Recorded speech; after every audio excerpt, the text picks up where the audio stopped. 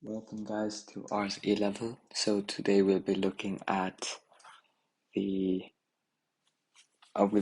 at sexual reproduction in humans. So we'll start off with meiosis and meiosis 1 and meiosis 2.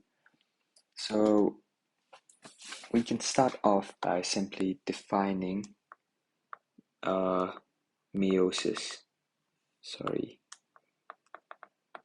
Okay, so meiosis is the nuclear division of germ cells. So a germ cell will divide into two non-identical cells. So it will give rise to, so germ cells basically divide to give rise to gametes. So these two cells here are gametes. So germ cells are found in what is known as the gonads. Gonads are the sex organs, or the testes and the ovaries in male and female respectively. Now, meiosis is made up of two parts, meiosis 1 and meiosis 2. Sorry, so meiosis is made up of two parts. There is meiosis 1 and meiosis 2. Apologies for the handwriting.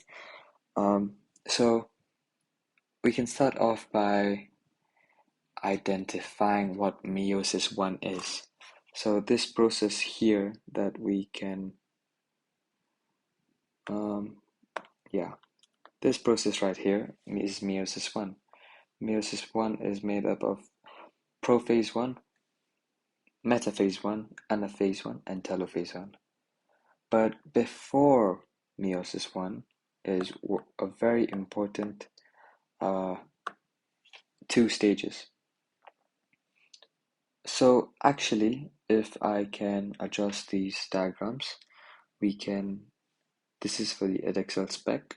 You're not supposed to know pro-metaphase 1. You're not supposed to know pro-metaphase 2 also. So we can just cancel those areas out like that. So we can extend this as it is supposed to reach here and not there. Sorry for the wrong diagram. So before meiosis 1 starts is interphase. What is interphase? Interphase is essentially when the cell is preparing to divide. Interphase is made up of three parts. So interphase is made up of three parts. One of which being growth phase 1. Growth phase 1, or in this case we can just name it as G1. Then there is the synthesis phase, which we'll name as S phase, and there is growth phase 2, or G2. So this interphase is important to know. Interphase is the non-division part of cell division. It's the part where the cell doesn't divide. So what is G1?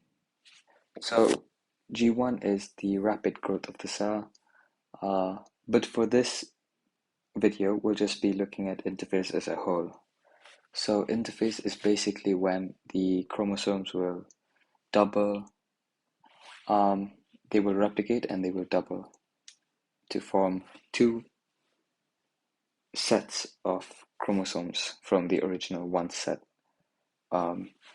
So if the chromosome number in this case was, let's say, 20, sorry, let's just put it at 46. It will double and it will form 92 chromosomes. So immediately after interphase is prophase 1. Prophase 1 is a period where the chromosomes will condense. So let's look at prophase, metaphase, anaphase, and telophase in detail, okay? Say this is your typical chromosome. in prophase. In prophase, what will happen is these chromosomes will shorten in length of the chromatids, which are these regions. This is a chromatid. It will form essentially a structure that is very short, however, it is more visible to see. Okay, there's also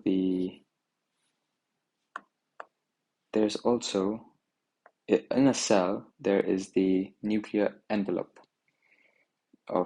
in which the nucleolus is found in. Okay, this nuclear envelope with the nucleus inside will break down and it'll just expose the contents, which in this case are the chromatids, the condensed chromatids and chromosomes, sorry.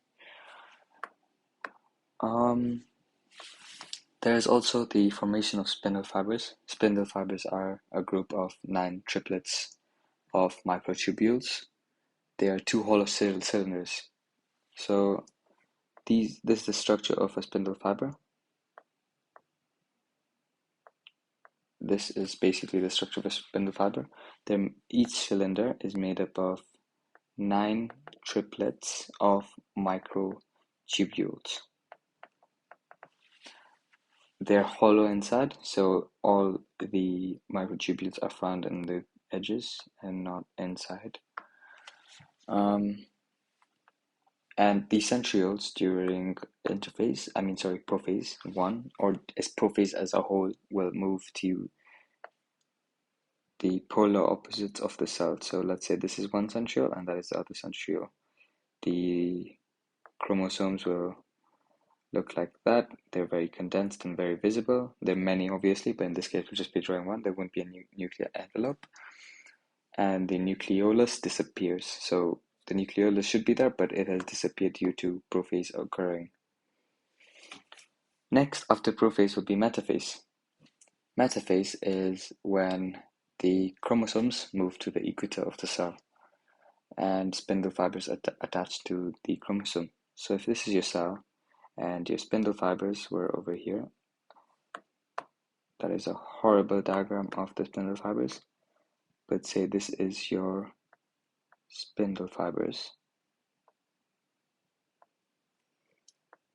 This is the spindle fibers at the polar opposites due to prophase, and then your chromosomes will align here. Can we just copy that? Is it duplicate? Oh, yes. So we can just put one there, put one down, put another one here. And what will happen is that the spindle fibers will expand from within the centrioles, and they will attach to the centromere of the chromosome. The part of the chromosomes are as such. So this is your, let me just darken this.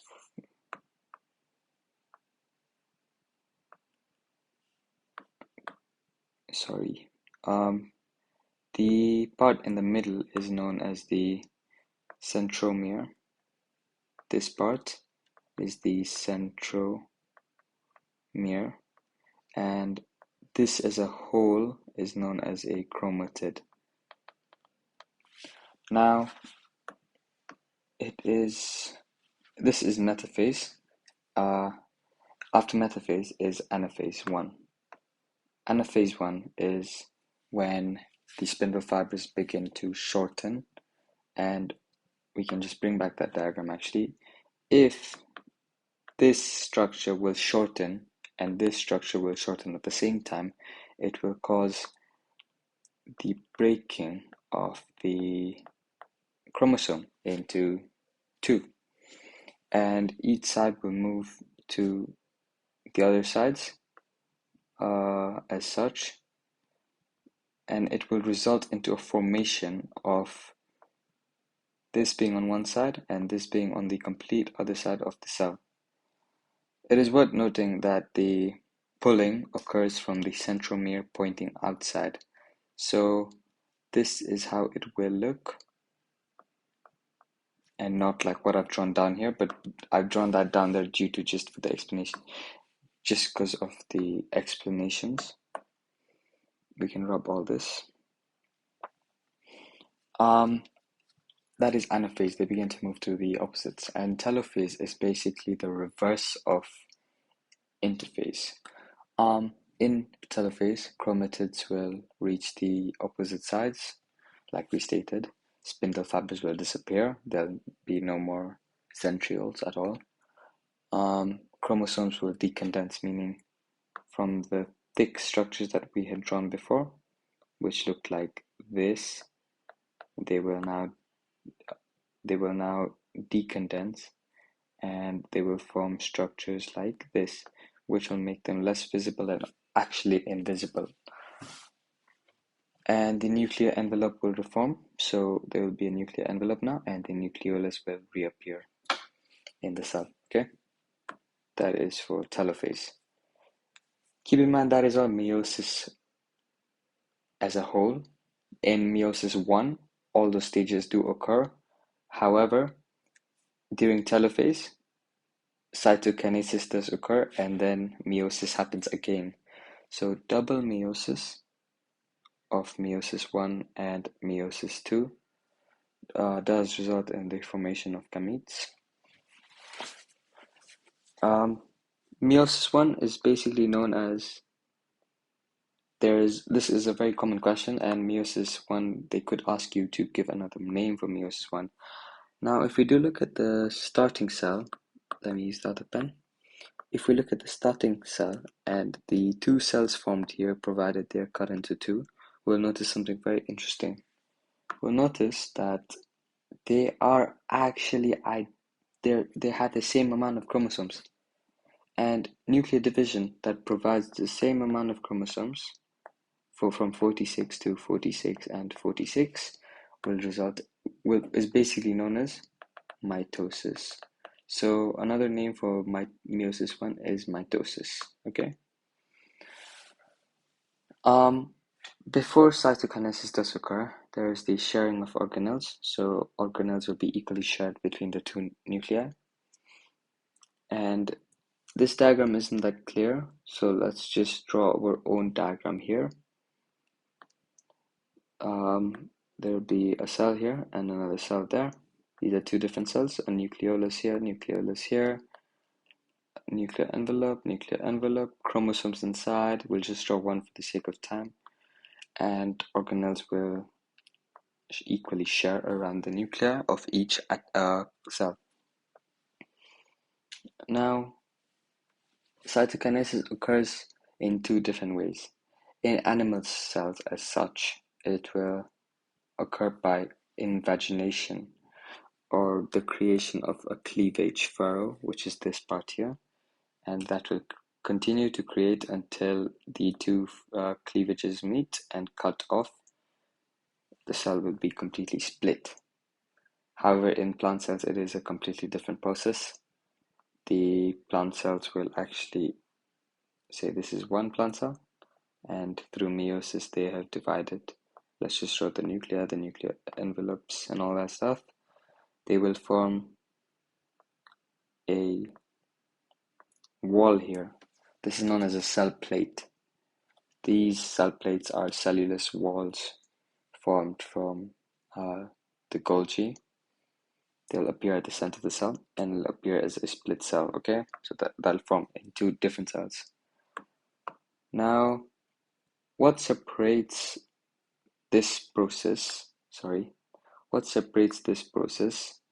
from being referred to as mitosis is looking at it as the entire process. Let's assume here we have 46 chromosomes. By the end of the process, of meiosis 1, we'll have two 46 chromosomes cells. Now, by the end of this, we will have 4 cells with 23, 23, 23, and 23. So meiosis 2 is where the cell divides by half the number of chromosomes. In this video, we'll just be looking at this much. it's worth noting that meiosis 1 and meiosis 2 comprises of the PMAT stages. However, in meiosis 1, it's PMAT1, P1, M1, A1, T1, which is prophase 1, metaphase 1, anaphase 1, and telophase 1. And in meiosis 2, it's PMAT also, but all of them are 2 now. That is basically the stages. Cytokinesis and sharing of organelles is the same. Interphase does not occur again when, sorry, I just needed to rub this much. Interphase does not occur again here. If it did, this wouldn't be sexual reproduction, it would just be meiosis 1, or mitosis as a whole. So that's it for this video. In the next video, we'll be looking into detail of the entire causes of sexual, like why sexual reproduction does occur, and basically we'll be looking at the roles of meiosis in genetic variation, so crossing over independent or random assortment of chromosomes. In detail, we'll be looking at importance of genetic variation, and we'll be looking at the roles of meiosis in the production of gametes.